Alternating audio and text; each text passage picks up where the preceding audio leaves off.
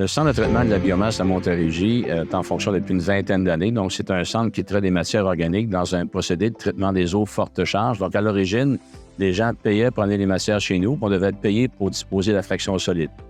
Donc, évidemment, le marché a changé parce que les tipping fees ont baissé beaucoup. Donc, il a fallu se réinventer pour valoriser les extrants. Donc, il y a un investissement majeur qui s'est fait il y a quelques années pour prendre les mêmes matières puis utiliser la valeur économique et agronomique des matières pour en faire du gaz renouvelable et des engrais biologiques. Donc, aujourd'hui, le CTBM, c'est une usine qui fait de la biométhanisation pour faire du gaz renouvelable et des engrais biologiques et on traite environ plus d'une centaine de milliers de tonnes par année sur le site. En fait, toutes les matières organiques, compostables, tout ce qui se dégrade, ce qu'on met dans vos bacs bruns à la maison ou ce que dans les industriels, on va prendre cette matière-là, la transformer dans des réacteurs sans oxygène et le gaz qui va en être produit, le biogaz, va être épuré et puis ça va devenir du gaz naturel renouvelable. Le gaz naturel qu'on retrouve dans les réseaux est d'origine fossile, donc considéré comme étant émetteur de gaz à effet de serre, alors qu'un gaz naturel renouvelable pourrait être de matière organique, donc considéré non émettrice de gaz à effet de serre. Le biogaz a d'origine plusieurs utilisations, au sens que dans le monde, ça fait plus de 30 ans qu'on fait du biogaz de façon commerciale. C'était initialement utilisé pour directement utilisé sur une usine pour en faire de la chaleur, d'énergie. L'électricité, la production d'électricité et de chaleur, la majorité des installations dans le monde aujourd'hui produisent de l'électricité, mais la tendance actuelle et pour les années à venir va être vers le gaz naturel renouvelable dans l'injection ou dans l'utilisation dans les réseaux locaux. Donc, c'est à quoi sert le biogaz. En fait, l'impact de gaz naturel renouvelable sur l'environnement, c'est que ce gaz-là remplace des combustibles fossiles, donc des matières qui émettent des gaz à effet de serre, contrairement à une matière qui est d'origine organique, d'origine renouvelable. Donc, ces matières-là produisent un gaz qui est bon pour l'environnement sans effet sur l'environnement.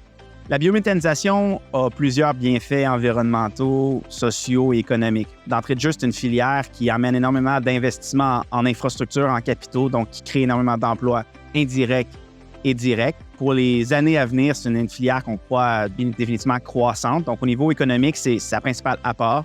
Au niveau environnemental, on vient de parler de transition énergétique, de changement climatique. C'est qu'on va venir remplacer des énergies fossiles par des énergies renouvelables. On va venir abaisser le bilan carbone de certaines industries via l'utilisation du gaz naturel renouvelable.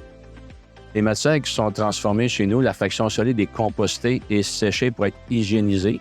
Donc, ces matières-là sont considérées comme certifiées biologiques.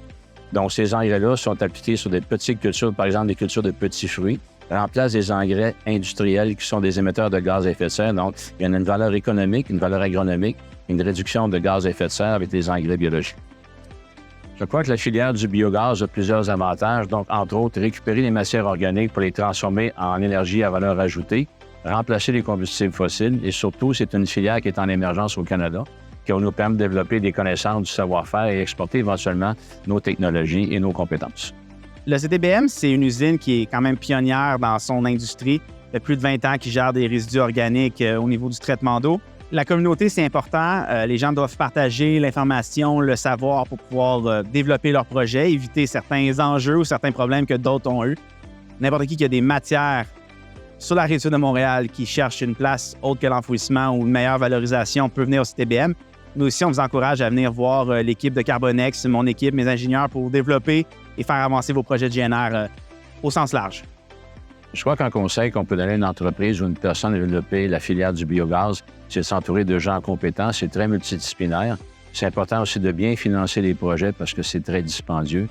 Mais c'est de persévérer parce que c'est plusieurs technologies qui sont nécessaires pour développer la filière. Mais je crois que c'est un projet d'avenir puis je les encourage fortement à s'intéresser à cette filière-là. On encourage Carbonex et CTBM sont membres, par exemple, de la plateforme Biogaz World et de Biogas Community aussi, ce qui permet d'échanger entre professionnels, de trouver des technologies, trouver des partenaires potentiels pour nos projets. Donc, c'est sûr qu'on vous encourage à venir nous rencontrer là et venir échanger là, pour vos projets.